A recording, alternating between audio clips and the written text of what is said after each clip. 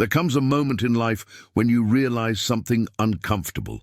The distance between who you are now and who you want to become isn't luck. It isn't timing. It isn't talent. It's a decision. The decision to rise. Most people wait. They wait for confidence. They wait for opportunity. They wait for the right time. But the Stoics would tell you something different. Epictetus taught that we do not control events. We control our response to them. And today, we're talking about one of the most transformative responses you can choose: to act right now as if you are already operating at your highest level. Be honest with yourself. How many times has that inner voice whispered that you're not ready yet, that you need more experience, more approval, more certainty? But what if readiness is not something you wait for? What if it's something you create through action? You don't become excellent because conditions are perfect. You become excellent because you show up with the standard of excellence, even when conditions are uncertain. Marcus Aurelius reminded himself daily that his duty was simple: act with virtue, regardless of chaos. Not when it was convenient, not when he felt inspired, but because it was within his control. And that is where your power lives too. Today, we're going to explore a mindset shift that can redefine how you approach your ambitions, your obstacles, and your identity itself. This is not about pretending. It's about stepping fully into your potential. And if you value this kind of content that strengthens your mind, take a moment to subscribe. It costs nothing, but it helps this channel continue spreading timeless wisdom. Now let's begin. The power of choosing to rise. The moment you decide to honor your potential, everything begins to shift, not because your circumstances suddenly improve, but because your internal standard does. The Stoics believed that true power comes from within, from how we choose to meet reality. As Epictetus said, it's not what happens that defines us, but how we respond. Choosing to be your best is an internal declaration. It's waking up and deciding, I will act today with discipline. I will speak today with integrity. I will move today with purpose. This decision has nothing to do with perfection. It has everything to do with commitment. Marcus Aurelius, one of the most powerful men in the ancient world, wrote personal reminders to himself, not about domination or glory, but about patience, humility, and virtue. He measured himself not against other men, but against his own highest nature. That's the standard. When you decide to operate at your highest level, you are not claiming you won't fail. You are claiming that failure will not define you. The Stoics understood that obstacles are not interruptions. They are the path. Hardship refines character. Resistance builds strength. And so the decision to be your best is not naive optimism. It is disciplined courage. The moment you make that decision, your posture changes, your habits change, your tolerance for mediocrity shrinks. You begin aligning your actions with the person you know you're capable of becoming. That's when transformation starts. Why acting as if you're already? That changes everything. Let's clarify something. Acting as if you're the best does not mean arrogance. It does not mean superiority. It means self-respect. It means carrying yourself with the quiet confidence of someone committed to mastery. Think about a master craftsman or an elite athlete. Their confidence is not loud. It's grounded. It's built on discipline, repetition, and an internal standard that doesn't fluctuate with praise or criticism. That's the mindset. When you act as if you are already operating at your highest level, you stop waiting for permission. You stop negotiating with excuses. You ask yourself different questions. How would the strongest version of me handle this? How would the disciplined version of me respond? What would excellence look like right now? Marcus Aurelius didn't consider himself above others. He considered himself accountable to virtue, a lifelong student of character.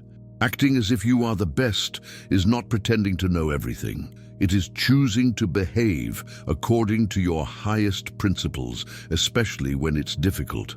Because character is not built when it's easy, it's revealed when it's hard. Mistakes. It's about showing up with the quiet conviction that whatever happens, you can handle it. That belief changes everything, because the way you see yourself determines the way you move through the world. When you truly believe you are capable, your posture shifts, your voice steadies, your decisions sharpen, and people feel it. But the Stoics were clear about one thing: real confidence is not borrowed from applause. It is built from alignment. It comes from knowing that you are acting according to your principles, that you are doing your best with what you control. There is a crucial distinction here. Arrogance tries to rise by stepping on others. Excellence rises by elevating itself. To act as if you are the best is not to dominate the room. It is to dominate your impulses, your excuses, your inconsistencies. The Stoics never aimed for flawlessness. They aimed for progress, relentless, humble, disciplined progress. But what if I'm not the best? Some of you might be thinking, that sounds powerful, but I'm not the best. Not even close. Good. That honesty is strength. Because here's the truth. You don't need to be the best to start behaving like someone committed to excellence. This mindset does not require a trophy. It requires a decision. Acting as if you are the best is not self-delusion.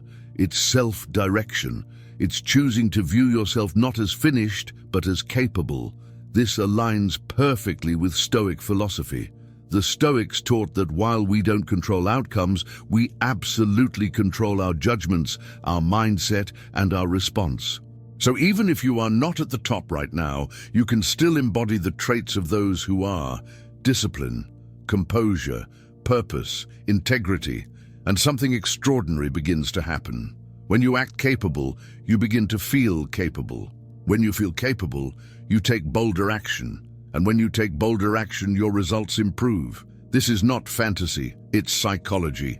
The Stoics understood that beliefs shape behavior. Behavior shapes identity. It becomes a self-fulfilling cycle. Consider a job interview. If you walk in already defeated, doubting your worth, your body language shrinks. Your words hesitate. Your mind searches for validation. But if you walk in grounded, believing you bring value, your tone stabilizes. Your thoughts organize. Your presence strengthens.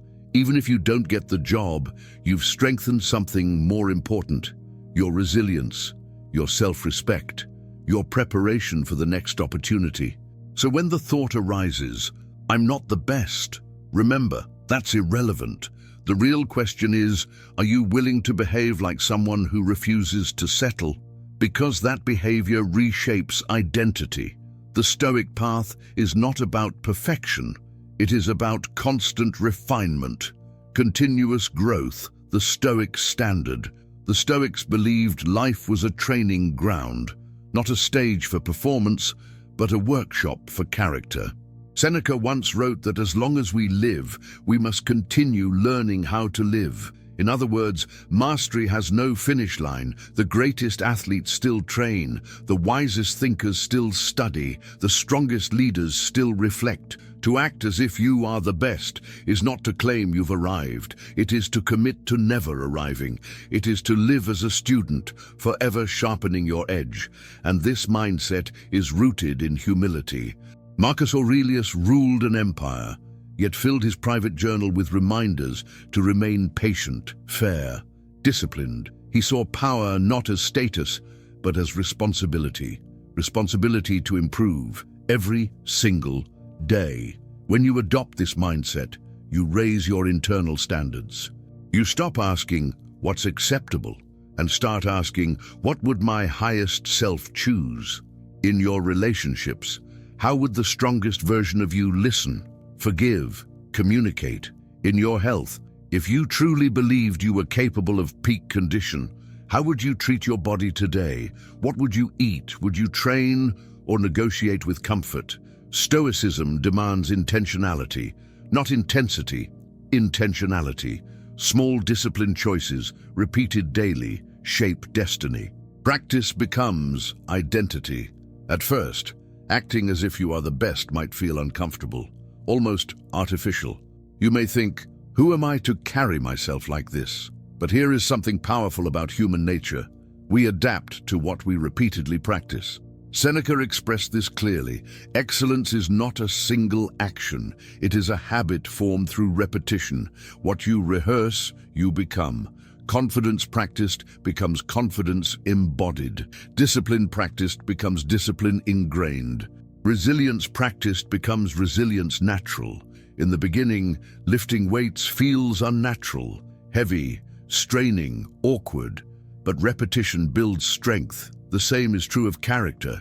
Each time you choose discipline over impulse, courage over avoidance, purpose over distraction, you are strengthening an internal muscle. Eventually, what once felt like effort becomes identity.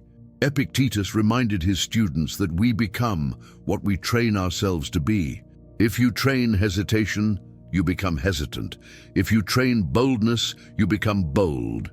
So acting as if you are the best is not about pretending forever. It is about training deliberately until excellence is no longer an act, but who you are, how we meet the world. Every response is a brick. Every action is a vote for the person you are becoming. When you repeatedly choose discipline, courage, composure, you are shaping your inner architecture. Imagine you want to feel more confident in social settings. At first, it feels unnatural. You stand taller than usual. You slow your speech deliberately. You force yourself to maintain eye contact. It almost feels like a performance, but repetition changes identity. Over time, what felt staged becomes sincere. What felt uncomfortable becomes normal.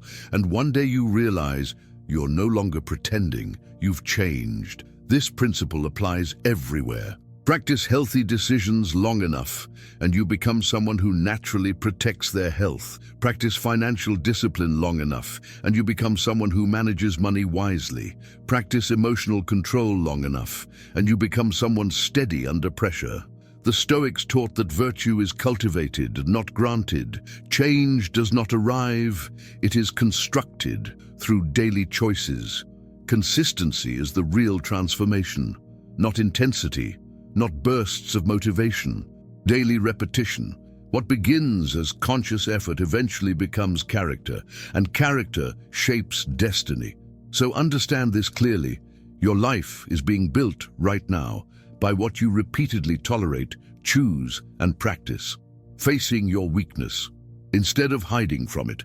There's a misunderstanding here. Acting as if you are the best does not mean ignoring your flaws. It means confronting them without fear. The Stoics valued ruthless self-awareness. Marcus Aurelius constantly examined his own impatience, ego, and anger, not to shame himself, but to refine himself. He understood something powerful. You have authority over your mind, not over circumstances. And part of mastering your mind is acknowledging where you fall short. The strongest individuals are not those who think they are flawless. They are those who understand their weaknesses clearly and refuse to be ruled by them. Avoiding weakness gives it power. Facing it reduces it. If you ignore your temper, it grows. If you ignore your laziness, it deepens. If you ignore your fear, it expands. But when you bring awareness to it and act deliberately to improve, something shifts. Weakness becomes training. Epictetus reminded his students that obstacles are exercises designed for growth. The Stoics did not label weakness as failure. They labeled it opportunity. Opportunity to practice patience. Opportunity to practice courage. Opportunity to practice restraint. This requires humility. Acting as if you are the best means being confident in your strengths, while being brutally honest about your gaps. Seneca often wrote that setbacks are teachers disguised as discomfort. Failure reveals where refinement is needed. It exposes the edges of your discipline, and if you approach it correctly, it accelerates growth. True strength is not the absence of flaws. It is the willingness to confront them directly. When you adopt this mindset, nothing in you becomes an enemy. Everything becomes material for development.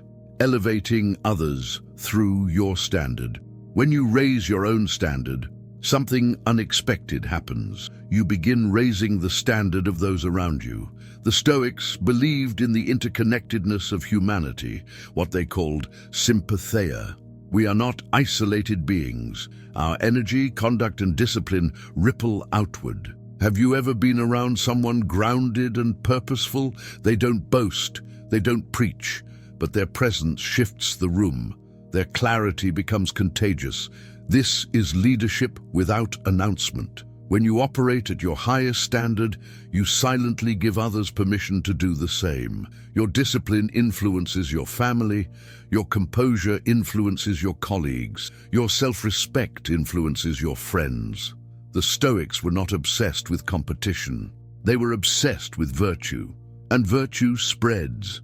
By embodying excellence quietly, consistently, you become a stabilizing force for others. Not by forcing them upward, but by modeling what upward looks like. This is how impact is created, not through domination, but through example, how to handle failure.